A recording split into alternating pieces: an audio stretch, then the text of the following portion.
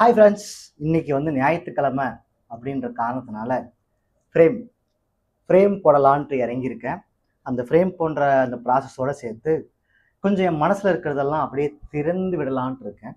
அதனால் please join this video. If you like this kind of contents, subscribe பண்ணிக்கோங்க. So இதுதான் வரையலான்ட்டு இருக்கேன் இந்த ஃப்ரேமுக்காக. இதை நான் அவுட்லைன் போட்டு ரெடி பண்ணி வச்சுருக்கேன்.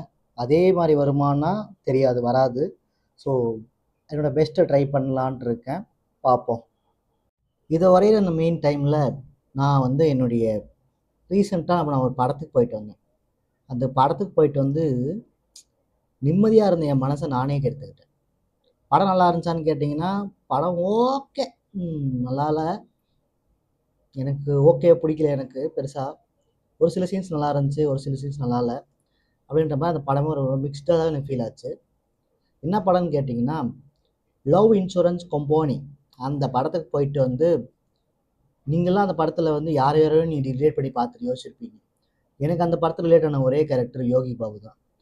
யோகி பாபு கேரக்டர் எனக்கு ரிலேட் ஆகிற அளவுக்கு யோகி பாபு என்ன பண்ணிட்டு இருந்தார் அந்த படத்தில் அப்படின்னு கேட்டிங்கன்னா, படம் பார்க்காதவங்க படம் பாருங்கள். ஏன்னா நல்லா இருக்கான்னு கேட்டிங்கன்னா நல்லாலாம் இல்லை.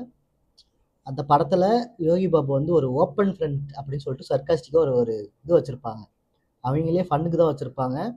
அந்த ஃபன்னு மாதிரி தான் என் வாழ்க்கையிலே ஒரு பாயிண்டில் நான் இருந்திருக்கேன்னு தெரியும் போது எனக்கு குபீர் சிரிப்போட என்னடா இப்படிலாம் இருந்திருக்கோமே அப்படின்னு சொல்லிட்டு வருத்தமாக வர ஆரம்பிச்சிருச்சு.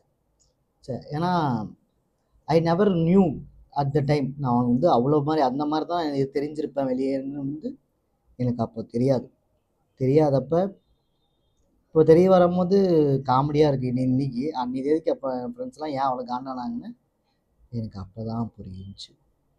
ஸோ ஓகே, அந்த படம் பார்த்துட்டு பழசெலாம் ஞாபகம் என்ன சொல்கிறீங்க, ஒரு 3 நாள் அது வெளியே வரதுக்கு டைம் எடுத்துக்கிச்சு.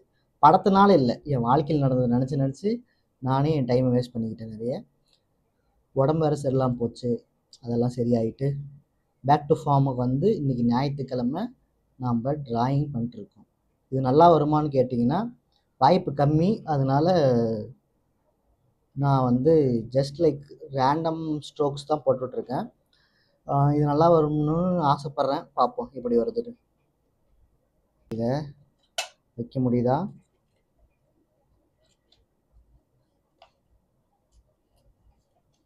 சைடில் கொஞ்சம் கட் பண்ணணும்னு நினைக்கிறேன். சைடில் கட் பண்ணிப்போம்.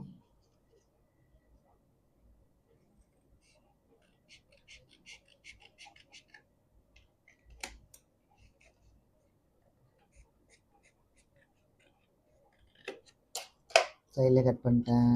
இப்போ வைக்க முடியுதா? வச்சுட்டேன். இதை இப்படி வைத்து விட்டு ஃபைனல் அவுட்புட் பார்ப்போம். நல்லா இல்லை. ஸோ இன்னைய தேதிக்கு என்னோடய ஃப்ரேம் ஒரு ஃபெயிலியர் தான்.